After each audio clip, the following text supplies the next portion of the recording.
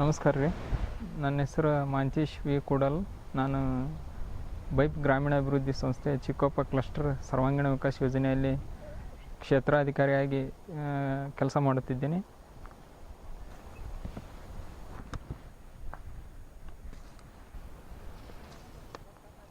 ನೋಡ್ರಿ, ಈ ಥರ ತಿಪ್ಪಿಗುಂಡಿ ರಾಶಿ ಹಾಕಿ ಗೊಬ್ಬರವನ್ನು ಮಾಡ್ಕೊತಾರೆ ಸಾಮಾನ್ಯವಾಗಿ ರೈತರು. ಇದಕ್ಕಿಂತ ಈ ಗೊಬ್ಬರವನ್ನು ತಯಾರಾಗಲು 6 ತಿಂಗಳಿಂದ 1 ವರ್ಷದವರೆಗೆ ಬೇಕಾಗ್ತೈತಿ. ಅದೇ ಥರವಾಗಿ ಸಾಮಾನ್ಯವಾಗಿ ನಾವು ಗೊಬ್ಬರ ಲಘು ಬೇಗನೆ ಬೇಕಂದ್ರೆ ಇನ್ನೊಂದು ವಿಧಾನ ಐತಿ. ಆ ವಿಧಾನ ಅಂದರೆ ಎರೆಹುಳು ಗೊಬ್ಬರ. ಅದೇ ಥರವಾಗಿ ಅದಕ್ಕೂ ಒಂದು ವಿಧಾನ ಐತಿ. ಎರೆಹುಳು ಗೊಬ್ಬರವನ್ನು ಯಾವ ರೀತಿ ಮಾಡಬೇಕು, ಅದಕ್ಕೆ ಯಾವ ರೀತಿ ತಂಪಿರ್ಬೇಕು ಅನ್ನೋದ್ರ ಬಗ್ಗೆ ಈಗ ನಾವು ಎರೆಹುಳು ತೊಟ್ಟಿ ಮಾಡುವುದ್ರ ಮುಖಾಂತರ ನಮ್ಮ ಮುಗುಳಿಹಾಳದ ರೈತರು ತಿಳಿಸಿಕೊಡ್ತಾರೆ. ನೋಡೋಣ.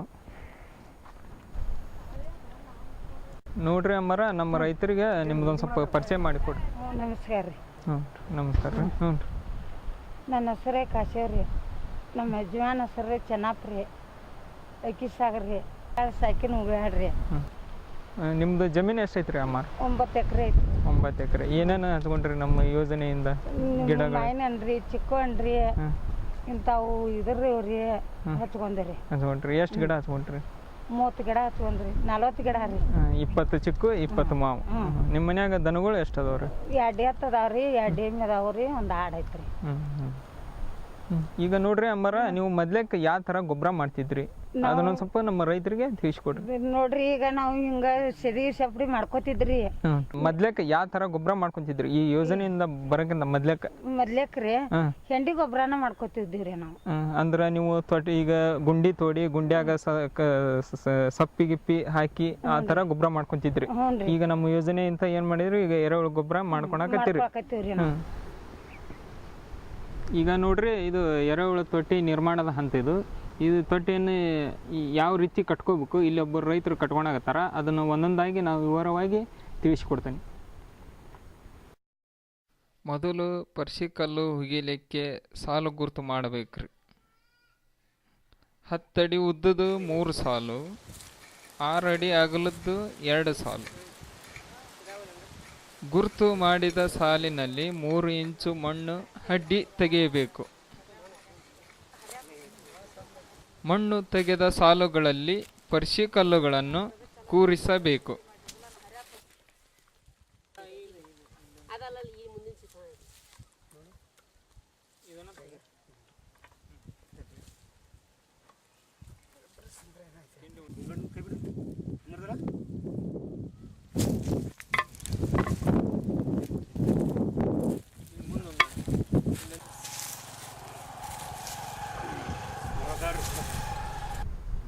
ಈಗ ಎರೆಹುಳು ತೊಟ್ಟಿಯನ್ನು ಕಟ್ಕೋಬೇಕಂದ್ರೆ ಮೊದ್ಲೇಕ ಪರ್ಸಿಕಲ್ಲನ್ನು ಹಾಕಿ ಕಟ್ಕೊತಾರೆ. ಆ ಪರ್ಸಿಕಲ್ಲನ್ನು ಹಾಕಿ ಕಟ್ಕೋಬೇಕಾದ್ರೆ ಉದ್ದ ಎಷ್ಟು ಅಗಲ ಎಷ್ಟು? ಈಗ ಉದ್ದ ನೋಡ್ರಿ, 10 ಫೂಟ್ ಉದ್ದ, 6 ಫೂಟ್ ಅಗಲ.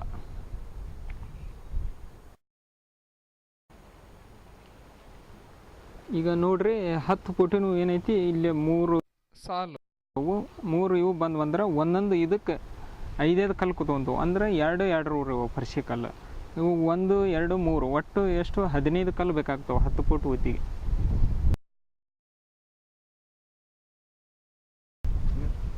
ಈಗ ನೋಡ್ರಿ, ಅಗಲ ಈಗ ಪರ್ಸಿಕಲ್ಲು ಎಷ್ಟು 3 ಹಾಕೋ ಅಗಲ ಅಂದ್ರೆ 6 ಫೂಟ್ ಉದ್ದಿಗೆ 3 ಪರ್ಸಿಕಲ್ಲು ಹಾಕೋ. ಇತ್ಲಾ 3 ಕಲ್ಲು, ಅತ್ಲಾ 3 ಕಲ್ಲು.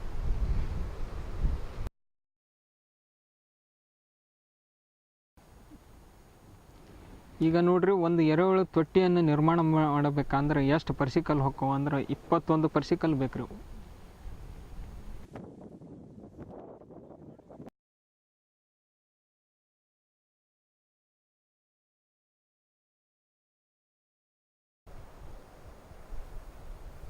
ಈಗ ನೋಡ್ರಿ, ಎರೆಹುಳು ತೊಟ್ಟಿ ನಿರ್ಮಾಣ ಆಯ್ತು. ಇದಕ್ಕೆ ಮುಂದೆ ಏನೇನು ಹಾಕ್ಬೇಕು ಅನ್ನೋದು ನಾವು ತಿಳಿಸ್ಕೊಡ್ತೀವಿ. ಇದಕ್ಕೆ ಏನ್ರಿ ಅಂದ್ರೆ, ಇದು ಸಪ್ಪಿ, ಇವು ರೌದಿ, ಇದು ಮತ್ತು ದನಗಳು ಬಿಟ್ಟಂಥ ಮೇವು, ಅದನ್ನೆಲ್ಲ ಹಾಕಿ ತುಂಬಿಸ್ಬೇಕು. ಅದನ್ನು ಯಾವ ಥರ ತುಂಬಿಸ್ಬೇಕಂದ್ರೆ, ಈಗ ತಿಪ್ಪಿಯಾಗ ನೀವು ಹಾಕ್ತಿರಲ್ಲ ಆ ಥರ ಅಲ್ಲ. ಈಗ ತಿಪ್ಪಿ ಗುಂಡ್ಯಾಗ ನೀವು ಯಾವ ಥರ ಹೆಂಗೆ ಒಗಿತಿರಲ್ಲ ಆ ಥರ ಇಲ್ಲ. ಇದಕ್ಕೂ ಒಂದು ಕ್ರಮಬದ್ಧವಾಗಿ ಹಾಕ್ಬೇಕು. ಅಂದ್ರೆ ಎರೆಹುಳಕ್ಕೆ ಯಾವ ಇದು ಬೇಕು ಅನ್ನೋದ್ರ ಬಗ್ಗೆ ನಾವು ತಿಳಿಸ್ಕೊಡ್ತೀವಿ.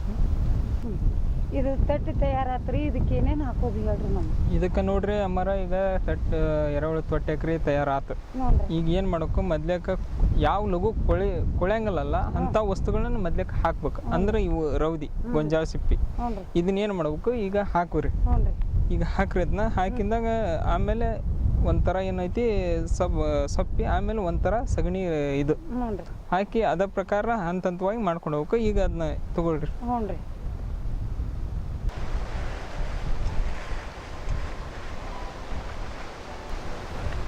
ತುಂಬ ಆಗ್ಬೇಕದ.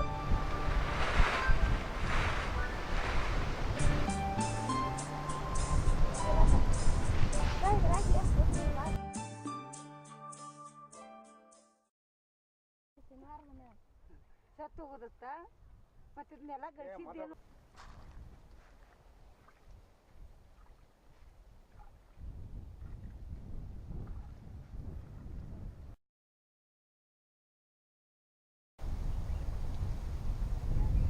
ಈಗ ನೋಡ್ರಿ ಅಮ್ಮರ ಈಗ ಸಗಣಿ ರಾಡಿ ಹಾಕಿದ್ರಿ. ಹ್ಞೂ ರೀ ಯಾಕೆ ಇದು ಸಗಣಿ ರಾಡಿ ಯಾಕೆ ಹಾಕಿದ್ರಿ ಅಂದ್ರೆ ಇದು ಒಂದು ಸ್ವಲ್ಪ ಲೇಟಾಗಿ ಕೊಳೆಂಥ ವಸ್ತು ಇವು ಗೊಂಜಾಳ ಸಿಪ್ಪೆ ಇವು ಅಂದ್ರೆ ಅದಕ್ಕೆ ಆ ಲಘು ಕೊಳಿಲಿ ಅನ್ನೋ ಉದ್ದೇಶಕ್ಕೆ ಏನು ಮಾಡಿದ್ವಿ ನಾವು ಸಗಣಿ ರಾಡಿ ಹಾಕಿದ್ವಿ. ಈಗ ಏನು ಮಾಡ್ಬೇಕ್ರಿ ಈಗ ಇಷ್ಟಕ್ರಿ ಸಗಣಿ ರಾಡಿ ಹಾಕಿದ್ವಿ. ಇನ್ನು ಏನು ಮಾಡ್ಬೇಕಂದ್ರೆ ಅದು ಸಪ್ಪಿ ಅದು ರೌದಿ ಗಿವ್ದಿ ಅವು ಏನದಾವಲ್ಲ ಅವನ್ನ ಏನು ಮಾಡ್ಬೇಕು 1 ಅಡಿ ಎತ್ತರ ದಪ್ಪಾಗಿ ಹಾಕ್ಬೇಕು.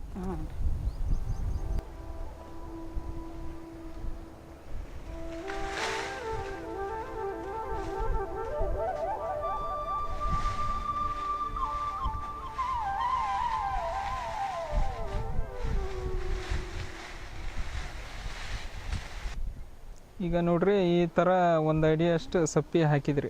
ಹಾಕಿದಾಗ ಇದ್ರ ಮ್ಯಾಗ ಏನು ಮಾಡ್ಬೇಕು 1-2 ಇಂಚ್ ಸಗಣಿ ಹಾಕ್ಬೇಕು. ದಪ್ಪ ಅಂದ್ರೆ ಒಂದು ತೆಳುವಾಗಿ ಸಮಾನಿಗೆ 2 ಇಂಚ್ ಏನು ಸಗಣಿ ಹಾಕ್ಬೇಕು. ಆ ಸಗಣಿ ಹಾಕೋದ್ರಿಂದ ಏನಂದ್ರೆ ಸಗಣಿ ಅಂದ್ರೆ ಎರೆಹುಳುಗೆ ಒಳ್ಳೆ ಆಹಾರ. ಅದಕ್ಕೆ ಅದು ಏನು ಮಾಡ್ತೈತಿ ಸಗಣಿಯನ್ನು ತಿಂದು ಅದ್ರ ಜೊತೆಗೆ ಇದನ್ನ ಎಲ್ಲ ಕಸ ಕಡ್ಡಿಯನ್ನು ತಿಂದು ಒಳ್ಳೆ ಗೊಬ್ಬರವನ್ನು ಮಾಡ್ತೈತಿ.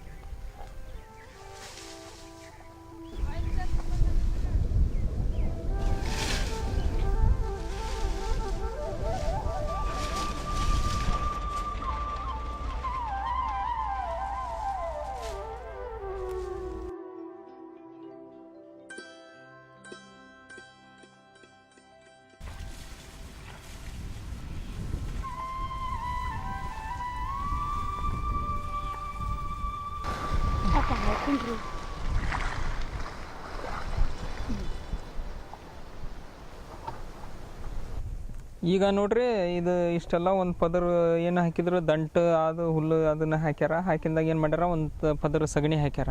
ಸಗಣಿ ಹಾಕಿದಾಗ ಏನು ಮಾಡ್ಬೇಕು ಇದಕ್ಕೆ ಒಂದೊಂದು ಕೂಡ ನೀರು ಹೊಡಿಬೇಕು. ನೀರು ಹೊಡೆಯೋದಂದ್ರೆ ನೀರು ಹೊಡೆಯೋ ಉದ್ದೇಶ ಏನಂದ್ರೆ ಇದು ಲಘು ಕೊಳೆಯೋದಕ್ಕೆ ಅದು ಮತ್ತು ಎರೆಹುಳ ಏನು ಮಾಡ್ತೈತಿ ಲಘು ತಿನ್ನಕ್ಕೆ ಅನುಕೂಲ ಆಕೈತಿ. ತಿಂದ ಮ್ಯಾಗ ಏನು ಮಾಡ್ತೈತಿ ಲಘು ಗೊಬ್ಬರ ಆಗಕ್ಕೆ ಇದು ಆಕೈತಿ. ಅದ್ರ ಸಂಬಂಧ ನೀರು ಹೊಡಿಬೇಕ್ರಿ.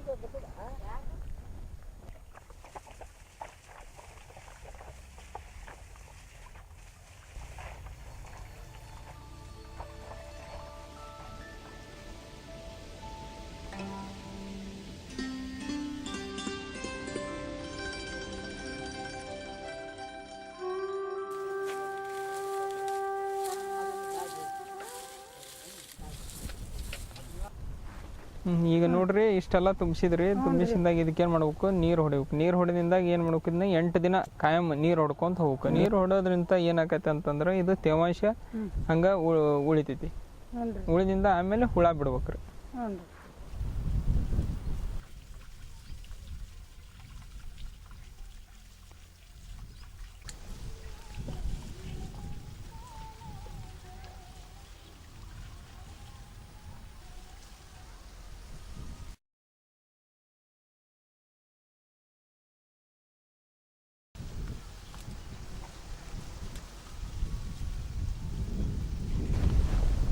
ಸಾಹೇಬ್ರ ಇದನ್ನ ಎಲ್ಲ ಮಾಡಿದ್ರಿ ಹುಳ ಬಿಡ್ತಾನ ಅಂದ್ರಿ ನೀವು ಯಾವಾಗ ಹುಳ ಬಿಡ್ತೀರಿ? ಇನ್ನು ಏನು ಎಂಥ ಹುಳ ಅದಾವ ಹೇಳ್ಕೊಡ್ರಿ ನಮಗೆ. ಆಯ್ತು ರೀ. ಈಗ ಹುಳ ಇಲ್ಲೇ ತೊಗೊಂಬಂದೇವ್ರಿ ಅವನ್ನೆಲ್ಲ ನಿಮ್ಗೆ ತೋರಿಸ್ಕೊಡ್ತೇವ್ರಿ ನಾವು. ಹ್ಞೂ ರೀ.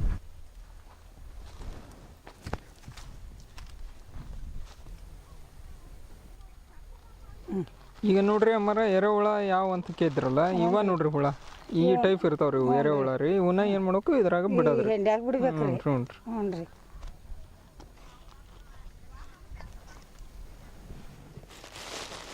ಈಗ ನೋಡ್ರಿ ಅಮ್ಮರ ಇವು ಎರೆಹುಳ ಹೆಂಗೆ ಬಿಡ್ಬೇಕಂದ್ರೆ ತೋರಿಸ್ತೀನಿ. ಇವನ್ನ ಏನು ಮಾಡ್ಬೇಕು, ಎರೆಹುಳ ಸ್ವಲ್ಪ ತೊಗೊಂಡು ಅಲ್ಲೆಲ್ಲಿ ಒಂದು ಸ್ವಲ್ಪ ಈ ತೊಟ್ಟಿ ತುಂಬ ಎರೆಹುಳ ತೊಟ್ಟಿ ಐತಲ್ಲ ಇದು, ಈ ತೊಟ್ಟಿ ತುಂಬ ಅಲ್ಲೆಲ್ಲಿ ನಾಲ್ಕು ಬಿಟ್ಕೊಂತ ಹೋಗ್ಬೇಕು. ಅವೇನು ಮಾಡ್ತಾವ ಅಂದ್ರೆ ತಾವ ಈಗ ನಾವೇನು ತೆಳಗೆ ಬಿಡ್ಬೇಕು ಅನ್ನೋದೇನಿಲ್ಲ, ತಾವ ಹೋಗ್ಬಿಡ್ತಾವೆ ತಿನ್ಕೊಂತ.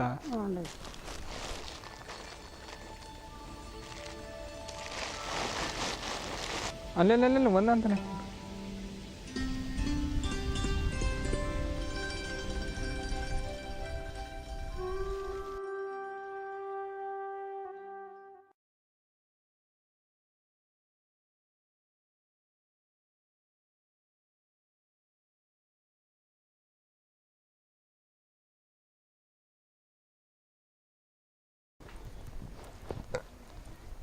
ಸಾಹೇಬ್ರ ಹುಳ ಬಿಟ್ಟಿವ್ರಿ, ಗೊಬ್ಬರ ಹಾಕಿವ್ರಿ. ಇದು ಗೊಬ್ಬರ ಹೆಂಗಾಕತ್ ನಮ್ಗೆ ಹೇಳ್ಕೊಡ್ರಿ. ಈಗ ನೋಡ್ರಿ ಗೊಬ್ಬರ ಹೆಂಗಾಕತಿ ಅಂತಂದ್ರೆ ಇದು ಹುಳ ಈಗ ಎರೆಹುಳ ಬಿಟ್ಟಿದ್ವಿ ನಾವು. ಬಿಟ್ಟಿಂದಾಗ ಏನಾಕತಿ ಅದು ತಿಂದು ಹಿಕ್ಕಿ ಹಾಕಿ ಅದು ಗೊಬ್ಬರ ರೆಡಿ ಮಾಡ್ತೈತಿ. ಗೊಬ್ಬರ ಅಂದ್ರೆ ಈ ಥರ ಗೊಬ್ಬರ ಆಕತ್ರಿ ಇದು. ಇಲ್ಲಿ ಐತಲ್ರಿ ಈ ಥರ ಗೊಬ್ಬರ ಆಕತ್ರಿ ಅದು ಗೊಬ್ಬರ. ಈಗ ನೋಡ್ರಿ ನಾವು ಹುಳ ಬಿಟ್ವಿ, ಹುಳ ಬಿಟ್ಟಿಂದಾಗ ಅದೇನ್ ಮಾಡ್ತೈತಿ, ಇದೆಲ್ಲ ಸಪ್ಪು ಸಿದಿ ಎಲ್ಲ ತಿಂದು ಏನ್ ಮಾಡ್ತೈತಿ, ಈ ತರ ಗೊಬ್ಬರ ಮಾಡ್ತೈತಿ. ಈ ಗೊಬ್ಬರ ಅಂದ್ರೆ ಹೆಂಗಿರ್ತೈತ್ರಿ, ಈಗ ಒಂದ್ ನಮೂನಿ ಚಾಪಡಿ ನೋಡ್ರಿ, ಆ ಚಾಪಡಿ ತರಾನ ಇರ್ತೈತಿ ಗೊಬ್ಬರ. ಇಲ್ಲೇ ಐತಿ ನೋಡ್ರಿ ಗೊಬ್ಬರ. ಗೊಬ್ಬರ ಆಗ್ಬೇಕಾದ್ರೆ ಎಷ್ಟ್ ದಿನಕ್ಕೆ ಆಕತ್ರಿ ಸಾಹೇಬ್ರ, ನಮ್ಗೆ ಹೇಳ್ಕೊಡ್ರಿ. ಇದು ನೋಡ್ರಿ ಮರ, ಇದು ಗೊಬ್ಬರ ಆಗ್ಬೇಕಂದ್ರ ಇದು 1 kg ಹುಳ ಬಿಟ್ವಿ ಅಂದ್ರ 2.5 3 ತಿಂಗಳಿಗೆ ಗೊಬ್ಬರ ರೆಡಿ ಆಕೈತಿ. ಅದ ನಾವು 1.5 kg 2 kg ಹುಳ ಬಿಟ್ವಿ ಅಂದ್ರೆ 1.5 ತಿಂಗಳಿಗೆ ಏನಾಕೈತಿ ನಮ್ಗೆ ಗೊಬ್ಬರ ರೆಡಿ ಆಕತ್ರಿ. ನಾವು ಎಲ್ಲ ಮಾಡಿದ್ರಿ ಗೊಬ್ಬರ. ಇದು ಸಣ್ಣಂಗ ಆದ್ರಿಂದ ಏನ್ ಮಾಡಿದ್ರು ನಮ್ಗೆ ಅಷ್ಟು ಹೇಳ್ಕೊಟ್ಟು ಹೋಗ್ರಿ ಅಲ್ರಿ. ಇದು ನೋಡ್ರಿ ಅಮ್ಮರ, ಈಗ ಗೊಬ್ಬರ ಈ ತರ ಗೊಬ್ಬರ ಆತಂದ್ರ ಇದನ್ನ ಏನ್ ಮಾಡ್ಬೇಕು, ಲಾಸ್ಟ್ ನಾವು ಬಿತ್ತ ಟೈಮ್ಕ ಅಂದ್ರೆ ಬಿತ್ತ ಸೀಸನ್ಕ ಗೊಬ್ಬರ ತೆಗಿತೇವೆ ಅಂತ ತಿಳ್ಕೊರಿ. ತೆಗದಿಂದಾಗ ಏನ್ ಮಾಡ್ಬೇಕು ನಾವು ಈ ಗೊಬ್ಬರವನ್ನ ಈಗ ಬಿತ್ತದಾಗ ಈಗ ಕೂರ್ಗ್ಯಾಗ ಬಿತ್ತಬಹುದು ಅಥವಾ ಬುಕ್ಕದಾಗ ಹಿಂದೆ ಬುಕ್ಕ ಕಟ್ಕೊಂಡು ಬಿತ್ತಬಹುದು, ನೇರವಾಗಿ ಬಿತ್ತಬಹುದು. ಈ ಬಿತ್ತೋದ್ರಿಂದ ಇದೇನಾಕತಿ, ಬೆಳಿನ ಹೆಚ್ಚಿಗೆ ಬರ್ತೈತಿ ನಮ್ಗೆ, ಅದ್ರ ಮಣ್ಣಿನ ಫಲವತ್ತತೆನ ಹೆಚ್ಚಾಕತಿ ಮತ್ತು ಭೂಮಿ ಗುಣಮಟ್ಟವನ್ನು ಕಾಯ್ಕೊಂಡು ಹೋಗತಿ. ಮತ್ತು ಇನ್ನೊಂದು ಏನಂದ್ರೆ ಇದು ಈ ಎರೆಹುಳ ಗೊಬ್ಬರ ಹಾಕೋದ್ರಿಂದ ಬೆಳೆ ಒಣಗಂಗಲ್ರಿ. ಒಂದು 15 ದಿನ ಮಳೆ ಹೋದ್ರೂ ಏನಾಕತಿ, ಅದು ಹಸಿರಾಗೇ ಇರ್ತೈತಿ ಅದು. ಇದನ್ನ ಪರಿಸಿ ತಂದೆ ತೊಟ್ಲಾನು ಕಟ್ಟಿದೀವ್ರಿ, ನಾವು ಗೊಬ್ಬರನ ಹಾಕಿವ್ರಿ ಸಾಹೇಬ್ರ, ಮತ್ತು ಹುಳಾನ ಬಿಟ್ಟಿವ್ರಿ ಸಾಹೇಬ್ರ. ಇದು ಏನು ಲಾಭ ಐತ್ರಿ ನಮ್ಗೆ, ರೈತರಿಗೆ ತಿಳಿಸ್ಕೊಟ್ಟು ಹೋಗ್ರಿ ನೀವು ಸಾಹೇಬ್ರ. ಈಗ ನೋಡ್ರಿ ಇಷ್ಟೆಲ್ಲ ಇದು ಮಾಡ್ಕೊಂಡ್ರಿ 1,000 ರೂಪಾಯಿ ಪರ್ಸಿಕಲ್ ತೊಗೊಂಬಂದು ಈ ಟೈಪ್ ನಾವು ಸಪ್ಪು ಸಿದಿ ಹಾಕಿ ಇದಕ್ಕೆ ಏನು ಮಾಡಿದ್ವಿ, ಸಗಣಿ ಹಾಕಿ ನೀರು ಹೊಡೆದು ಹುಳಾನ ಬಿಟ್ಟು ಇದನ್ನ ಹಾಕಿಂದಾಗ ಏನು ಮಾಡ್ಬೇಕಂದ್ರೆ ಇದು 2 ರಿಂದ 3 ತಿಂಗಳಿಗೆ ನಿಮ್ಗೆ 4 ಕ್ವಿಂಟಲ್ ಗೊಬ್ಬರ ಸಿಗ್ತೈತಿ. 4 ಕ್ವಿಂಟಲ್ ಅಂದ್ರೆ ವರ್ಷಕ್ಕೆ ಇಂಥವು ಏನು ಮಾಡ್ಬೇಕು, ಒಂದು 2 ರಿಂದ 3 ಸತ ಮಾಡಿದ್ರಿ ಅಂದ್ರೆ ನಿಮ್ಗೆ 8 ರಿಂದ 10 ಕ್ವಿಂಟಲ್ ಗೊಬ್ಬರ ಸಿಗ್ತೈತಿ. ಪ್ರತಿ 1 ಕ್ವಿಂಟಲ್ಗೆ ಎಷ್ಟು ರೇಟ್ ಅಂದ್ರೆ ಇದು 300 ರೂಪಾಯಿ ರೇಟ್ ಬೀಳ್ತೈತಿ 1 ಕ್ವಿಂಟಲ್ಗೆ. ಅಂಥದ್ದು 10 ಕ್ವಿಂಟಲ್ ಹಿಡ್ಕೊರಿ ನೀವು. 10 ಕ್ವಿಂಟಲ್ಗೆ ಎಷ್ಟಾಯ್ತು, 3,000 ರೂಪಾಯಿ. 3,000 ರೂಪಾಯಿ ಗೊಬ್ಬರ ನೀವು ಮಾಡೋದ್ರಿಂದ ನಿಮಗೆ ಇದೊಂದು ದೊಡ್ಡ ಲಾಭನ ಅನಿಸ್ತತಿ ನಿಮಗೆ. ಮತ್ತು ಇನ್ನೊಂದು ಏನಂದ್ರೆ ಇದರಿಂದ ಲಾಭ ಅಂದ್ರೆ, ಈಗ ನೀವು ಸರ್ಕಾರಿ ಗೊಬ್ಬರ ತೊಗೊಂಬಂದು ಹಾಕ್ತಿರ್ತೀರಿ, ಅದ ಈಗ ನಿಮ್ಮ ಹೊಲದಾಗಿಂದ ತೊಗೊಂಡು ಸಪ್ಪಿ ಸಿದಿ ಎಲ್ಲ ತೊಗೊಂಡು ಇಲ್ಲೇ ರೆಡಿ ಮಾಡಿಕೊಂಡು ನೀವೇ ಸ್ವಂತ ಗೊಬ್ಬರ ರೆಡಿ ಮಾಡ್ಕೊಂಡು ಹಾಕೋದ್ರಿಂದ ಅದು ಸರ್ಕಾರಿ ಗೊಬ್ಬರ ತರೋದನ್ನು ತೆಪ್ತೈತಿ ಮತ್ತು ಅದು ದುಡ್ಡು ಉಳಿತಾಯ ಆಕೈತಿ. ಇದು ಒಂದು ಲಾಭ. ಮತ್ತು ಈ ಗೊಬ್ಬರ ಹಾಕೋದ್ರಿಂದ ನಿಮ್ಮ ಏನಾಕೈತಿ, ಭೂಮಿ ಗಿಮಿ ಎಲ್ಲ ಏನೂ ಕೆಡಂಗಿಲ್ಲ ಅಂದ್ರೆ ಏನಾಕೈತಿ, ಭೂಮಿ ಎಲ್ಲ ಮೃದು ಆಕೈತಿ. ಅಂದ್ರೆ ಮಣ್ಣೆಲ್ಲ ಈ ಮಣ್ಣು ಇದು ಮೃದು ಆಗಿ ಒಳ್ಳೆ ಪೀಕನ್ನು ತೆಗೆದುಕೊಳ್ಳಲು ನಿಮ್ಗೆ ಒಂದು ಲಾಭ ಆಕೈತಿ. ಈ ಚಪ್ರ ಹಾಕಂದ್ರಿ ನಾವು ಹಾಕಿದ್ವಿ ಸಾಹೇಬ್ರ, ಇದ್ರದಿಂದ ಏನು ಹೇಳ್ಕೊಡ್ರಿಲ್ಲ ಸಾಹೇಬ್ರ ನಮಗೆ. ಈಗ ನೋಡ್ರಿ ಚಪ್ರ ನಾವು ಹಾಕಿದ್ರಿ, ಇದರಿಂದ ಏನಂತಂದ್ರೆ ಈಗ ಎರೆಹುಳು ತೊಟ್ಟಿರ್ತೈತಿ, ಈಗ ಬಿಸಿಲಿಗೆ ಏನಾಕೈತಿ ಅದ್ರ ತೇವಾಂಶ ಆರ್ತೈತಿ, ಆರಿ ಹೋಗ್ಬಾರ್ದು ಅನ್ನೋ ಉದ್ದೇಶಕ್ಕೆ ನಾವೇನು ಮಾಡಿದೀವಿ, ಈ ಚಪ್ರ ಹಾಕಿ ನೆರಳು ಮಾಡ್ರಿ ಅಂತಂದು ಹೇಳಿದ್ವಿ. ಆ ಪ್ರಕಾರ ನೀವು ಇದು ಮಾಡ್ಕೊಂಡ್ರಿ, ಇದು ಏನಾಕೈತಿ ತೇವಾಂಶ ಕಾಯಂ ಉಳಿತೈತಿ. ಈಗ ಮತ್ತೊಂದು ಏನಂತಂದ್ರೆ ಅದ್ರಾಗ ಎರೆಹುಳು ತೊಟ್ಯಾಗ ಹುಳ ಬಿಟ್ಟಿರ್ತೇವಲ್ರಿ, ಆ ಹುಳ ಏನಾಕತಿ ಅವು ಸಾಯಬಾರ್ದು ಬಿಸಿಲಿಗೆ.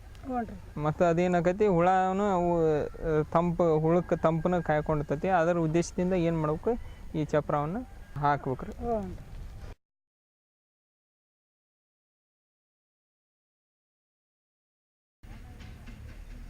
ಈಗ ನೋಡ್ರಿ ಈ ಥರ ಎರೆಹುಳ ತೊಟ್ಟಿ ಶಾಶ್ವತವಾಗಿ ಒಮ್ಮೆ ಮಾಡ್ಕೊಂಡ್ರೆ ಏನಾಕತಿ ವರ್ಷ 3,000 ರೂಪಾಯ್ದು ಗೊಬ್ಬರವನ್ನು ಎರೆಹುಳ ಗೊಬ್ಬರವನ್ನು ತಯಾರು ಮಾಡ್ಕೋಬೋದು. ಹ್ಞೂ ರೀ.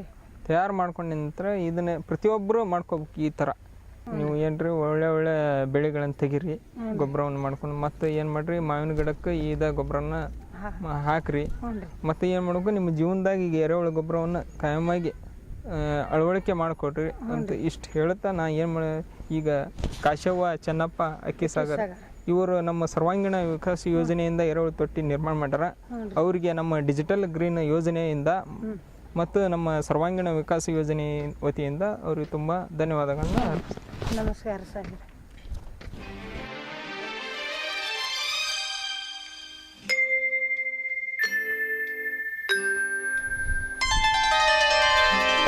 Thank you.